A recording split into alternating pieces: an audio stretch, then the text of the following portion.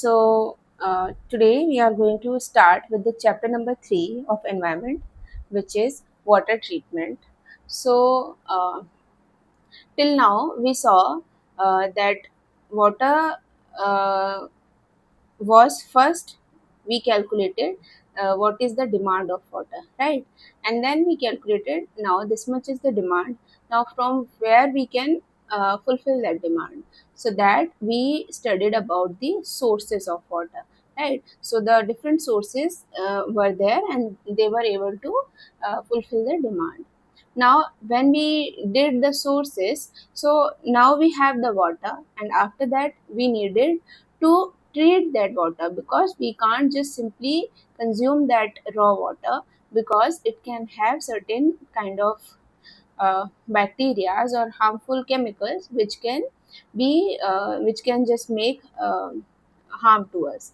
So we can't use that directly.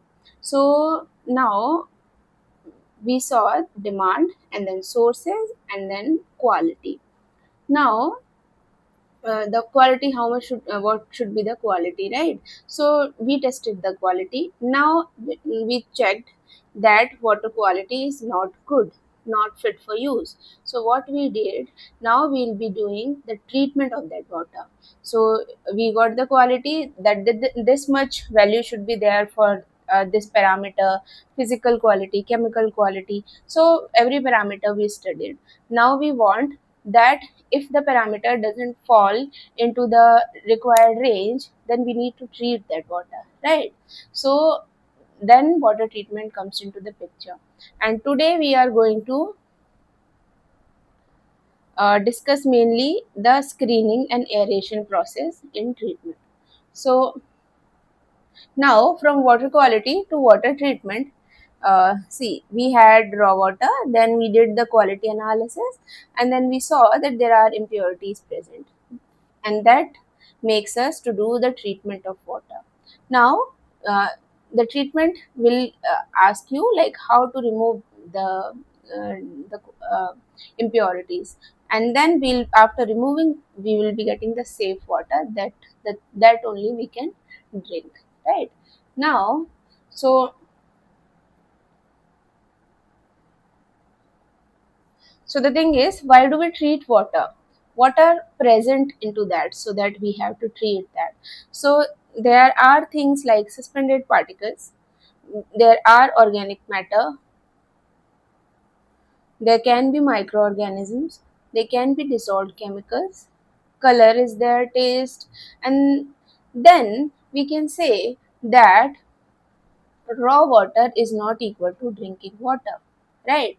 Because raw water has these many impurities, so it is not fit for drinking. So we can't just simply drink the raw water, in especially in the plains. In mountainous areas it can be drinkable, because it's directly coming from the source, which is it's just melting down the snow, and from that only the water is coming. That can be fine. But in the plain areas where we have so much industries there, so we can't just rely on the raw water, we need to treat that. So we have to make it use fit for drinking. Now then, next we have, what are the impurities in raw water? So physical, we studied, we have turbidity, suspended solid, color. Chemical, we have hardness, we can have fluorides, dissolved gases, etc. And biological, we can have bacteria, viruses, protozoa. So these things can be there, right? Now the conventional water treatment flow we should see, and then we will be moving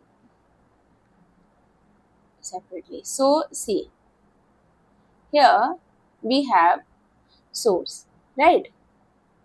Can I increase it more? Yes. So we have this source. So source can be anything, river or anything.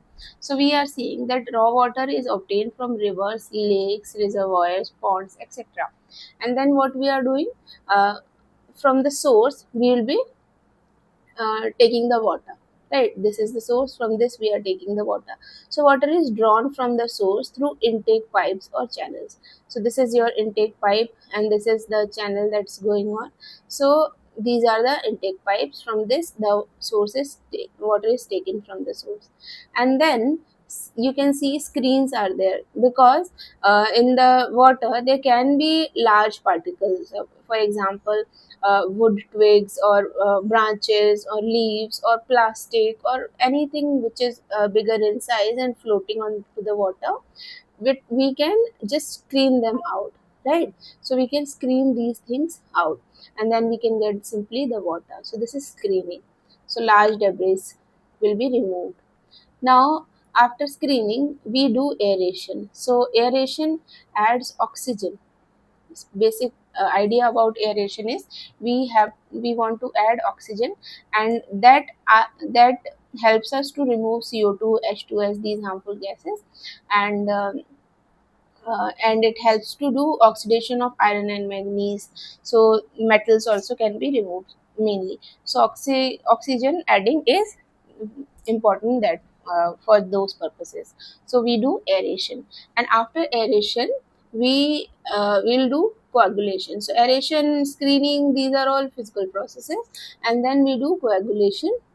Now we are adding a chemical, and that will be mixed. So you can see this rotator type of thing is there.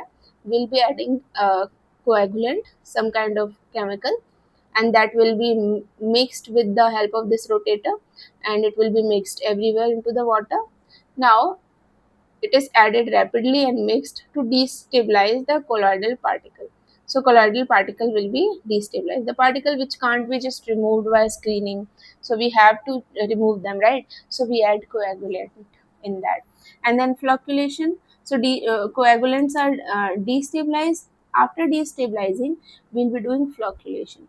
So we'll be then gently mixing the water from large, and then see, we'll be just slowly mixing the water, and that will make larger flocks. So the coagulants will be like stick to each other, and it will be making a bigger particle. So we call them larger flocks, and they will be connected. So coagulants will be connected after coagulation, and then flock means will be creating a larger flock. So it will be flocculation. Now we come to sedimentation. So flocks will be settled down because that are bigger in sizes. So it will be settled down due to gravity, and then we call it as sedimentation. So something, so you can see the things are settling down at below. This is called sedimentation, right? And then this will be removed. So as a sludge, bottom part will be removed as a sludge. Okay. Now the upper water, which is free from coagulant, the colloidal particles, we'll be taking that for filtration. So water is mainly everything is removed. Now we have to filter it further. So the remaining small particles which couldn't be removed by the sedimentation will go through filtration. So there will be filter bed of different media, and from that water will be passed. Okay. So and after that, so we got like perfect water, but there can still be some pathogens and everything. So we have to disinfect the water. So for that, we'll be disinfecting it. So the pathogenic microorganisms will be killed by using disinfection. We use mainly chlorine in India. Ozone can also be used. So we'll be studying in detail what are the different disinfection techniques. And then we have a clear water that will be stored in a reservoir, and it is treated, and safe water will be stored in a reservoir.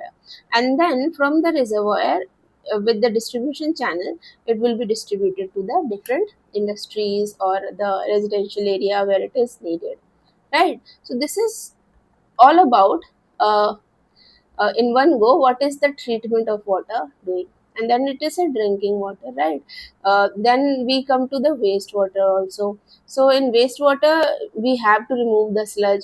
So this is treatment of drinkable water. So it's not wastewater, it's raw water.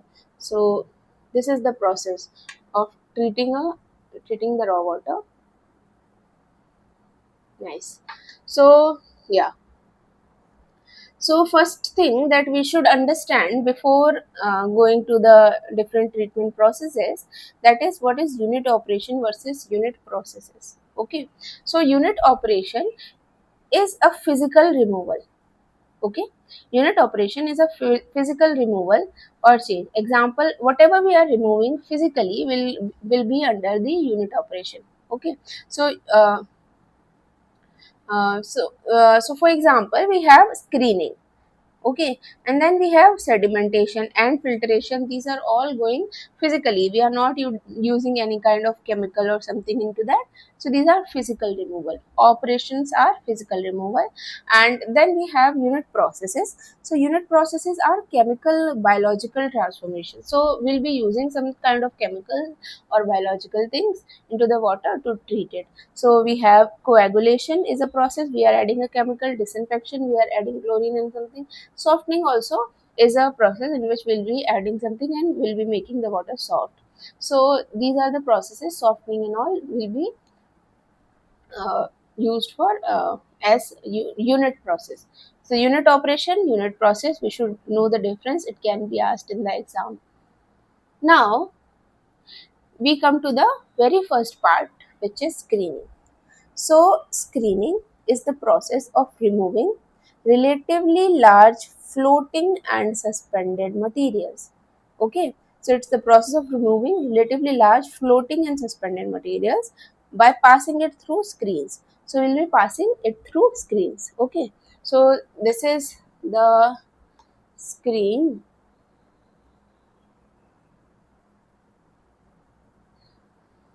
So in raw water, you can see there are branches, water bottle, leaves, and then plastic bags. So these will be removed through screens. So it will be collected on the screen, and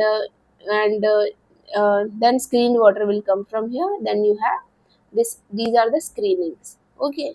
So So there are two types of screens: coarse screen and fine screen. Okay, so coarse screen, basically we have the coarse screen which in which the rod diameter will be around. So in the coarse screen, the rod diameter will be around 10 to 25 mm. Okay, yeah, and spacing is 25 to 75 mm in core screening. Oh, okay, and in fine screening, the spacing can be between 6 to 25 mm, and it can be, yeah. So these are the raw core screen and fine screen, and then we have screen components. We have upper support, we have rake, we have bars, we have clear spacing, then we have inclination. Okay, so if I make something like this, you see this, right? So this is the inclination. So the inclination, uh, in this like in coarse case, the inclination can be, I'll be telling you that in detail. So these are the things. So bar thickness, then we have clear spacing, then we have inclination angle, we have approach velocity, we have velocity through screens, we have head loss across screen, then we have percentage of opening area. So the basic relationship between the velocity and discharge. So velocity through opening Vs, and then A naught is the total open area.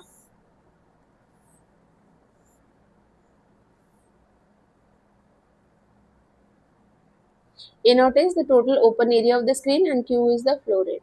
Okay, and then we get the head loss also across the screen.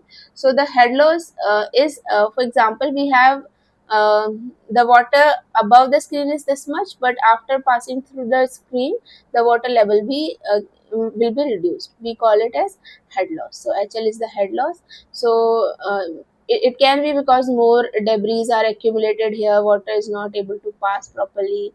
So this is due to the This is we call that head loss across screen. And then we have to maintain the screen. We need to clean it. We need to have the proper disposal of screening, and we need to prevent the clogging. Now we have why screening is required. So we have large debris, we screen that. And if we don't do screening, that large debris will go directly into the pump, and pump will get damaged. So screenings are not going to the pump gets protected. And then if pump is protected, pipes are also protected, because if the water will go into the pipe, it will clog the pipe, then further the water movement will be restricted. So we need to protect pipe, we need to protect pump, and then another downstream units we need to protect. So we have leaves, sticks, plastic, rags, floating debris. These are screening. Now, the type of screens we studied, we have coarse screen, we have fine screen. So remove smaller particle used where finer removal is required. And then we have the specification for coarse screen. So can we So you see, core screen consists of parallel bars with large clear opening used to remove large debris from raw water. So we have bars, these are parallel, this is opening in between them, and this is the flow direction. Okay. Now the debris is getting collected on this, and this is screen angle. The typical values for a core screen has to be, the opening is 25 to 75 centimeter, bar thickness should be 10 to 25 centimeter, and the screen angle is between 45 to 60 degrees. We can also say that it is around 3.6 vertical is to 1 horizontal. Okay, so 45 to 60 degrees. Approach velocity to the screen comes to be 0.3 to 0.6 meter per second, and uh, through the opening the velocity is zero point 0.6 to 1 meter per second. Okay, so this is the specifications for core screen. Now we have fine screen. So fine screen you can see here. So we have bar, we have flow direction, we have opening, but this time it's small. Leaves, twigs, small particles will be collected, and we see that fine screen removes smaller particles than core screen and protect downstream units from clogging and abrasion. Now the typical value for clear that fine screen is, we have the opening is 6 to 25 mm. We have bar thickness which is 5 to 12 mm. The screen angle is greater than what used to be in the coarse one. So the screen angle is 60 to 75 degree. Approach velocity is lesser than that, 0.15 to 0.3, and velocity through the opening is a bit higher, 0.3 to zero point 0.6. So here we have screen design parameters. Now let's study that. So actually, why we are inclining the screen? So if, for example, um, yeah. So if I keep a screen something like this, so the area that will be, let's say the area is A. But if I tilt the screen, so the area will be, let's say the area will be A dash. Okay, and I tilted it by angle theta. Okay, so for that, uh, definitely we know that uh, sine theta is nothing but A upon A dash, right? So we definitely know that A dash is A upon sine theta, and we know that sine theta is not anyhow greater than 1, so it's always less than 1. So if it is always less than 1, can I say that A dash will always be greater than A, right? This is the main reason why we put the screen as at inclined angle, not vertically, because we get a larger flow area. Okay, so the area of flow increases. So we can say, so if area of flow increases, we can collect more debris, right? So this is why we use screen at inclined angle. So this is one parameter. Okay, this is one reason for which we are doing inclined screens. Now, when water passes through the screen, there will be some head loss. There will be some head loss. Now that head loss uh, can be calculated by HL is equal to K upon 2G V square minus U square. So this is the head loss formula for the screen, but which I already told you, like head loss will happen. We showed the diagram. Here the K is nothing but it's a constant, and it depends on the material of the screen, so it will be given in the question. So it is the constant depends on material of screens.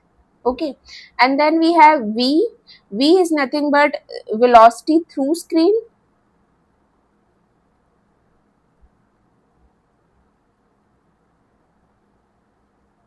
and U is nothing but it's a approach velocity. So velocity of approach. All right, so basically uh, the material is fixed, right, for screening. So almost K upon 2G value comes out to be 0.0729. So this is the value of K upon 2G, because material is fixed mostly. It will be steel, mild steel, or it will be something like that. So K value comes to be 0.0729. So these are the screen parameters that we should know. Now, can we have a numerical?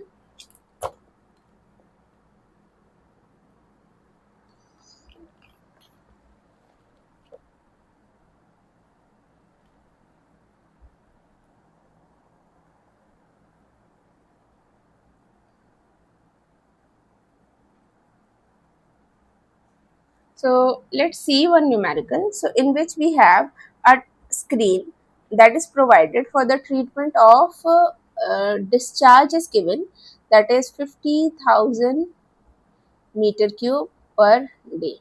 So this much water needs to be treated, and then screen is provided, and the velocity through the screen is to be maintained as velocity through screen is maintained as 0.5 meter per second, and then it is also given that the bar size is, which is diameter, right, it's 20 mm, and the spacing is maintained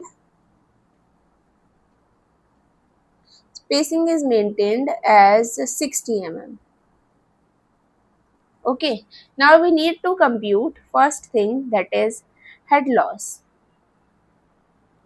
through the screen, and then we need to compute net and gross area of the screen, net and gross area of screen, and then we need to compute if the condition is that if half of the screen is clogged due to leaves, so half screen of the bottom is clogged and debris, and then we need to compute the head loss after that. So if half of the screen is uh, clogged, then what is the new head loss? So new head loss if half of screen is clogged. Okay, so these things we need to calculate. So can we, yeah, so we have diameter, So we have been given the diameter, which is 20 mm. We have been given the spacing, which is 60 mm. Okay, and the screen will be something like this. So we have ones like this, then we have, and then we have this, and then we have this. So these are the screen bars. Okay, so we have, this is the first area, this is the second area, this is the third area between that, and length is L of the screen. Diameter we have given 20 mm, right? And spacing is 60. So something like that it is mentioned. So can I calculate the center to center spacing? Spacing center to center. That means from here to here. So it is center to center. Or in between spacing is this 60. Okay, but center to center will be your your spacing plus half of the diameter one side and half of the diameter other side. Then you will be getting 60 plus 10 plus 10, you will be getting 80. So 80 mm is spacing center to center. Okay, now then, okay, we need to calculate the head loss, right? And the discharge is given 50,000, and the velocity, that is, we call it velocity through the screen, right? So it's v. Okay, so v is also given. Can I calculate the net area? I need to do it at the bottom. So can I calculate the net area? Net area is nothing but discharge upon velocity through the screen, right? So discharge is 50,000 meter cube per day, and velocity is in meter per second. Then we need to change it, right? The units are not homogeneous. So in second, so will be the velocity is 0.5 meter per second. Per day I need to change. So in a day there are 24 hours. In 24 hour, in 1 hour there is 60 minutes, and in 1 minute there is 60 seconds. So now it is changed. So if I calculate, the value comes out to be 0.723 meter square. So this is the area, net area. So by now, by this we calculated the net area. Now, what is the net area? Net area is the one which is available for us to, uh, for the water to go. So this is net area. Okay, this is net area. So from this the water is going. Now this net area can also be calculated by, so this is one of the net area, then we have this one, then we have this one. So total n numbers of screens will be there, n numbers of openings will be there, so we'll be multiplying with n. So a net can also be written as the spacing into L. So this is nothing but the net area, S into L. So it is S into L and number of the spacing. So I put it as N. So it is A net. All right. So this is the net area. Similarly, we have total area. Total area will be included of the bars as well. So total area can be write as SCCL into L, because this is the total spacing center to center. So SCC L into L. Okay. Now we can move further. So A net is S L into N. A net we calculated that just now came out to be 0.723 meter square. Can I calculate ln from here? Because I have s. So 0.723 divided by, this is in meters, right? So I will be dividing s. What was s here? So s is 60 mm. 60 mm. So 60 into 10 to the power minus 3. meters, so it will be meter. So the value comes out to be uh,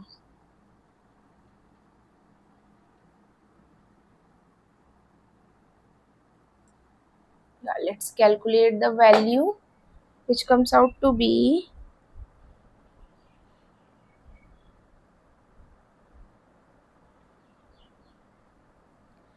0.72360.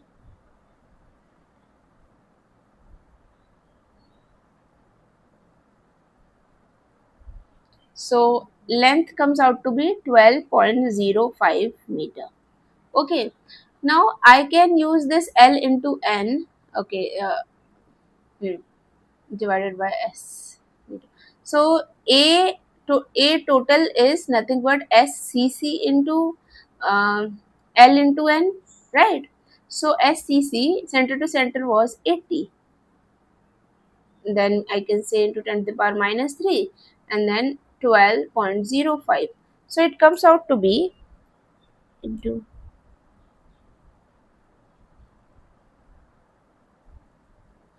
0.964, 0.964 meter square. So this is the total area, this is the net area. Now I have total area, I have net area as well.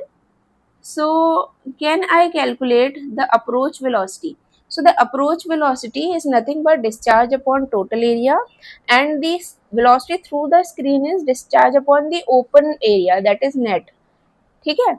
So U is nothing but your discharge upon total area. I calculated total area. Discharge is 50,000 meter cube per day, and then area is 0.964, and then I need to change it to meter per second. So velocity comes out to be, I calculated already, that is 0.6 meter per second. So this is what? This is the approach velocity. Now I have approach velocity. I had already had the velocity through the opening or screen. I can definitely calculate the head loss now. So head loss is nothing but it was k upon 2g v square minus u square, and k upon 2g we already calculated 0.0729 into it. I already told you the value, and v was given to be 0.5. This was v square minus u square. Actually the v value is not 0.5, it's 0.8. Okay, yeah. So the screen velocity is 0.8. So zero point 0.8 square minus 0.6 square.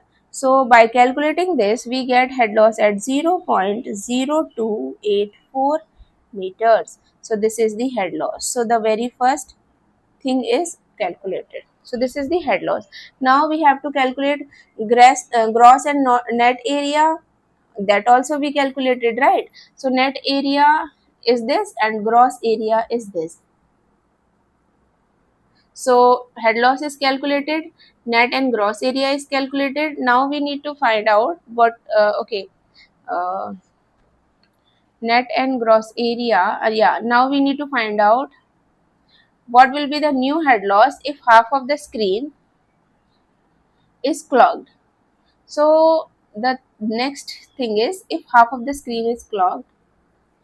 So in this case, uh, the velocity u will be constant, right? Because it is approach velocity. So total area will be constant, but V will be changed. Why? Half of the area is covered. So the velocity, because it's inversely proportional to area, so area is half, then velocity will be double of what was the initial velocity, right? So it will be 2 times of 0.8, that means 1.6 meter per second. Now we need to calculate head loss. So that is 0.0729 into 1.6 square minus 0.6 square, right? So it comes out to be as 0.16 meter. So you see the head loss is now, because half of the area is covered, right? So head loss from 0.284 to it became 0.16. So this is the head loss. So by this we can, through this we can solve the head loss questions or the questions related to screening. Can we move on? So can we move on to aeration now? So screening we have done. The second process is aeration. So aeration is nothing but it's the process of bringing the water uh, into intimate contact with air to promote and transfer of gases and oxidation of certain dissolved substances. So we need to, we will be promoting air into that, basically oxygen, that will transfer certain gases, so carbon dioxide and H2S, harmful gases. Then certain dissolved content will be there, like iron, like manganese. So these will be oxidized and these will be removed. So this is why aeration is used. Now we can see different aeration techniques and what's going on into that process. So aeration is a process of bringing water into the contact with air to promote and transfer gases and oxidation of certain dissolved substances.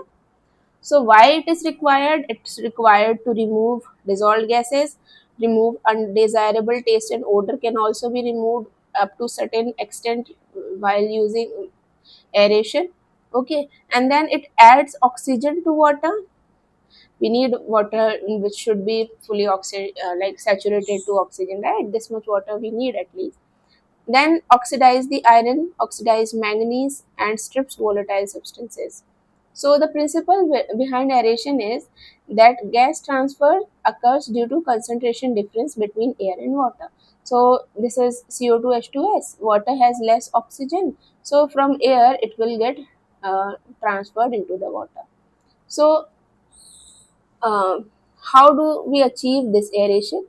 So we increase the surface area and contact time. Okay, so the surface area of water and contact time will be increased with the air, and that enhances the oxygen transfer and removes the dissolved gases. So we have, for example, we have raw water from here. If the raw water is kept in a bucket, so the surface area will be less. But if we spread that raw area, and that too we just allow air to pass on it very slowly, the oxygen will get dissolved in it, right? So we have, so you see we spread the water and then we ask, like we allow it to fall something like this also, air will get contact on this, so there will be contact of air, then aerated water will go to the next unit. Now we have certain methods to do the aeration. We have spray nozzle method. So we, anyhow we want to increase the contact area with air.